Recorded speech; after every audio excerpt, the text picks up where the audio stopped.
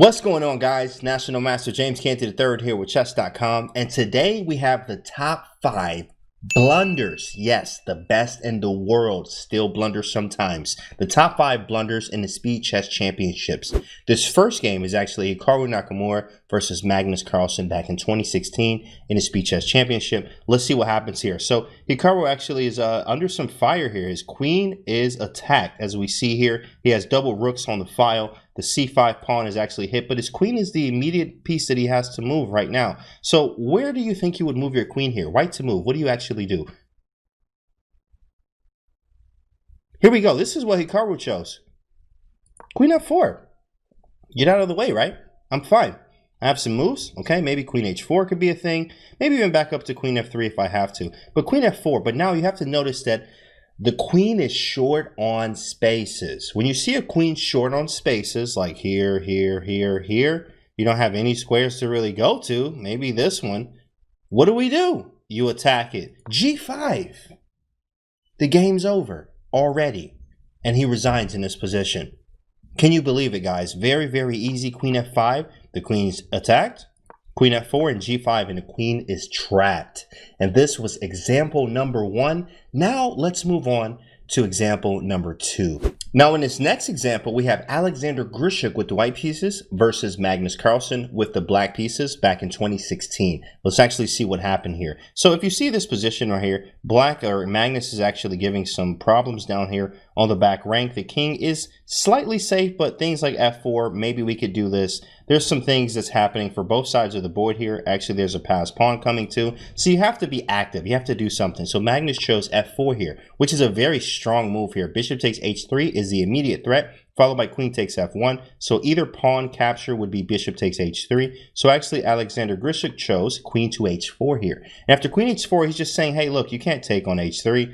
I'm totally fine. If you play f3, I'm actually just going to probably back up, king to g1. And then if king g1, and bishop takes c4, which is actually pinning, then we have queen takes e4 check, followed by queen takes c4. But what happens here is he doesn't realize he has blundered.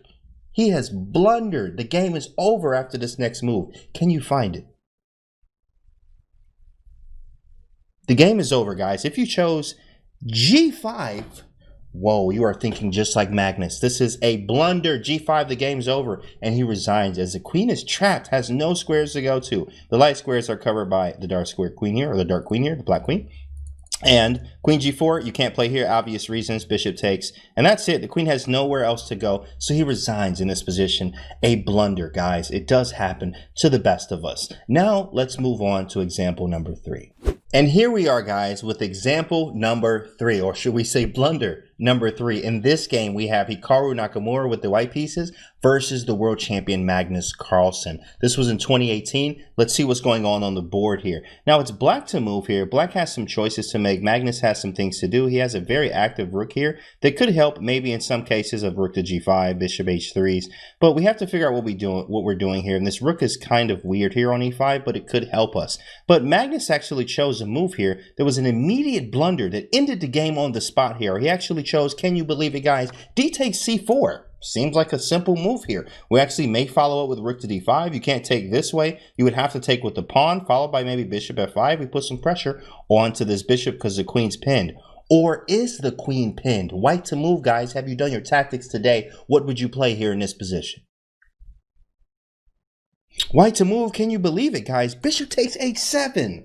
Oh my goodness, a regular tactic here, something that the world champion even fell for. Half man, half everything else. It's okay. Sometimes they blunder too, but here it definitely hurt. Bishop takes h7 check, followed by king takes or knight takes, no matter which piece you take with, and we're taking the queen. And Hikaru Nakamura wins on the spot as Magnus resigns in this position from a blunder. Now, let's move on to example number 4. All right, guys, and here we go. For example number 4, this is Alexander Grischuk with the white pieces playing against Magnus Carlsen in 2017. Let's actually see what's going on the board here. White is doing some scary things to the king here. There's mating to threats everywhere. I mean, these passed pawns look very scary here. And it's black to move. So Magnus just says, hey, we got to check you. We have to do something here. And he actually chose a very nice check because there's very limited moves here, guys. You have to like be aware of what's going on. You have to probably go king h4 because if king to h5, then there's mate on h3. And if king to f5, well, then we actually check here. And after king to e5, we have queen to g3, followed by skewering the king and the queen here. Nice skewer. So, but the move actually chosen was queen to g3 by Grischuk here. But this is a blunder. Queen g3, how is it a blunder? How is it a blunder? Can you actually see why this is a blunder, guys? Black to move. Here it is, guys. It's just taking the queen. It's just taking the queen, guys. Literally just taking the queen because he blunders into now a losing ending. What do you mean losing? It looks like white's crushing here. Well, let's watch the rest of it. A5, this is now a losing endgame for white. This is not even a draw. After c5, because he has to get the pawns rolling, you have to do something here. King e7, and surprisingly, this king can stop the pawns. What? Are you serious? Absolutely. The king can absolutely stop all three of these pawns. If you push this one, I take this one. If you push this one, well, then I'll take, and then I'll take this one, and I'll be able to get back when you want to run this one. So let's see what he does. King f4, a4, that pawn's running. King a5, a3, past pawns must be pushed. And then we have d6 check. He just backs up. It's nothing to it. You push this one, I step up. You push the other one, I step in. King d7, and this pawn helps me a lot. Luckily, this pawn is here on b7 to actually hold here.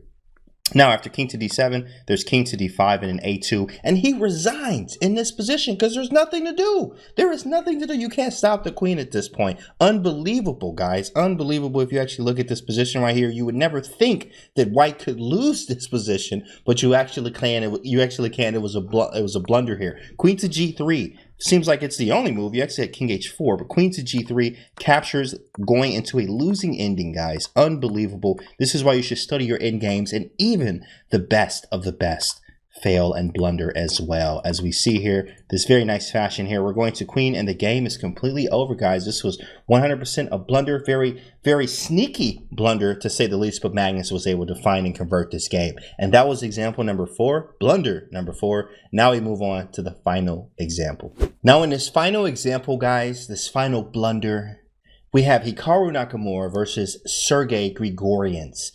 Now in this position, actually, this was back in 2017 here, we actually have black to move here. So this bishop's hanging, but also he could capture first. And that's actually what he chose. He said, rook takes d1.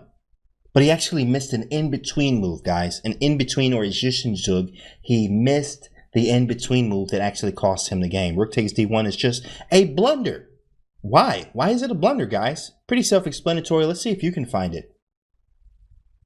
Here it is. Knight takes c5 with check. With check. Now you have to go towards the king, towards the knight here, because if you don't play king e7 or f6, we just take the rook, and this is easy. Like, let's just start a new game. I'm already up a piece here. Why are we still playing this game? King to d6, he has to go towards the knight here so he can capture it, but we actually have another in-between move.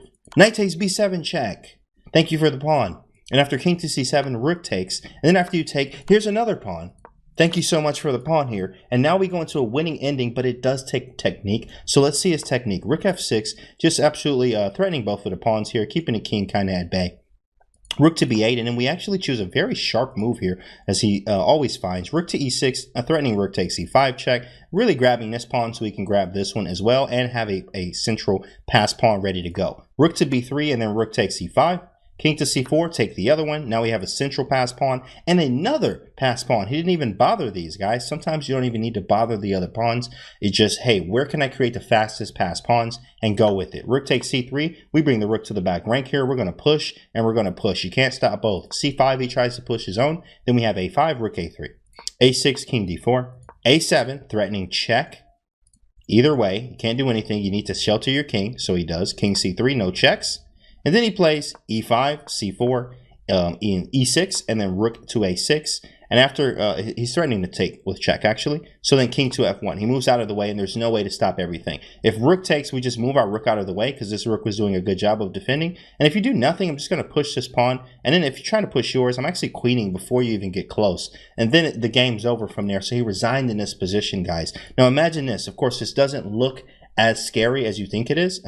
But after rook takes d1, knight takes c5, that in-between move, guys, make sure you look for the checks and captures and in-between moves, the zhis and zugs that may happen in your own games. And this was a blunder here by one of the best. Knight takes c5, king to d6, and Hikaru wins in great fashion after 2 in-between moves to finish off the game to get a winning in-game from here, guys. Winning in-game. And he won in great fashion. And this was the top 5 blunders, guys, even the best of the best, the half-man, have everything else's that we have here in our chess world. They blundered too as well. This was the top 5 blunders. I'm National Master James Canty III, and I'll see you guys on the next video.